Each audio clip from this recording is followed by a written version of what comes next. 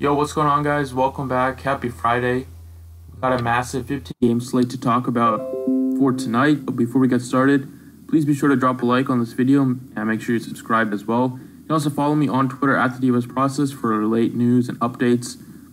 But let's get right into it. So it's a 15-game slate. Might turn into a 13-game slate. The Washington game does not look good as of now. I just checked the weather. It's supposed to be thunderstorms all throughout Friday night, so I don't think they're going to get the game in, so I'm going to be fading Scherzer and everybody from that game and also from the Pittsburgh game right now.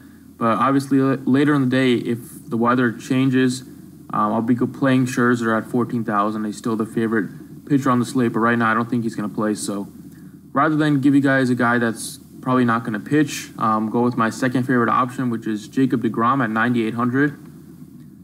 Hopefully, people that just do game log hunting look at the last two game logs from him, wonder why he's only pitched 40-something pitches in each one, and end up fading him. But at 9,800, we're getting a steal.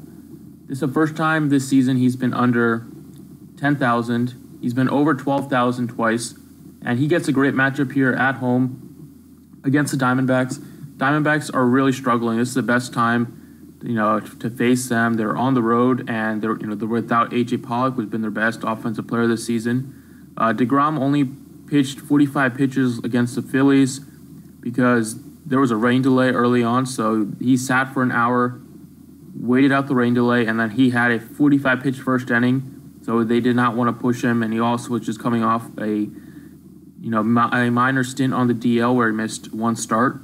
And then at the Atlanta game is when he got hurt, so he pitched just 46 pitches in that game, but he should be back to a full workload tonight. He even got an extra day off, so I'm not worried about it. Hopefully that lowers his ownership because at 9,800, that is a steal. Has 30-point upside, can go the distance as well. And perfect time to face the Diamondbacks offense. They're scuffling, and it's a great pitcher-friendly ballpark in Citi Field. Second pitcher, I'm going right back to that game with Zach Godley on the other side at 8,100. Mets offense is just putrid right now. Cespedes is on the DL, so they don't have his power bat. And the Mets offense has been struggling all season, especially at home. They're only averaging 3.95 runs per game at home, which is near the bottom of the league. And Godley has been pretty solid this season. ERA is just 4.08. But he's a pretty good strikeout pitcher, has 43 strikeouts in 45 innings pitched. And like I said, it's a perfect ballpark for him, has great upside. And I think he's going to have some good success here against this Mets team. So I like him a lot at 8,100. Let's get on to some of these bats. So starting off at catcher, I like Tyler Flowers at just $2,800. He is just way too cheap at the catcher position right now. Not only is he one of the best catchers in baseball, or he was last season, and he's gone off to a pretty good start coming back from injury this season. But he hits in the heart of the lineup. I think he hits 5th overall, and $2,800 is way too cheap for him playing at home, where he's had very good success so far.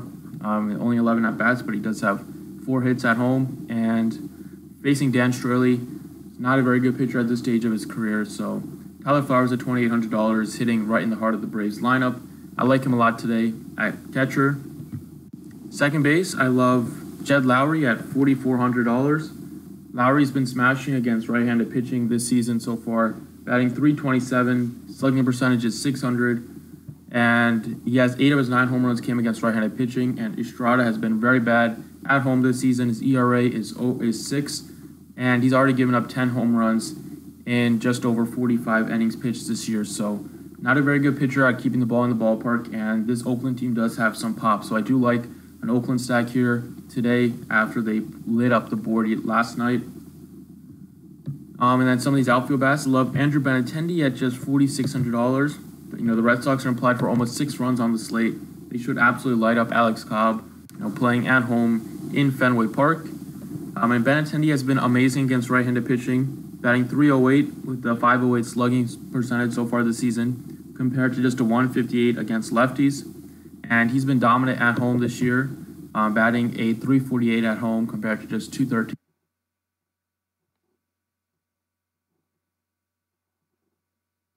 on the road. So I like Andrew Benintendi a lot. He also has speed. Already has against Alex Cobb. I love the matchup for him. And then last outfield I got is Chris Davis. I mentioned the Oakland stack I do like a bit.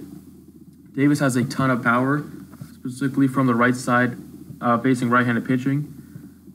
So far this season, slugging .516 against righties. Last season, remember, he's one of the best power hitters in baseball. Last season, he slugged 43 home runs. 36 of those came against right-handed pitching. And like I mentioned, Estrada, very bad at home this season, very bad against right-handed pitching as well. And Davis, he's a streaky hitter, but he's coming off a 4-for-4 game Thursday night, so I think he can carry some of that momentum into Friday in another great matchup against Estrada. And I like him a lot here in Rogers Center, which is a pretty good hitter's ballpark. So there you have it. Those are 6 guys I got for you guys. Thanks for watching. Please be sure to drop a like and subscribe. And good luck tonight.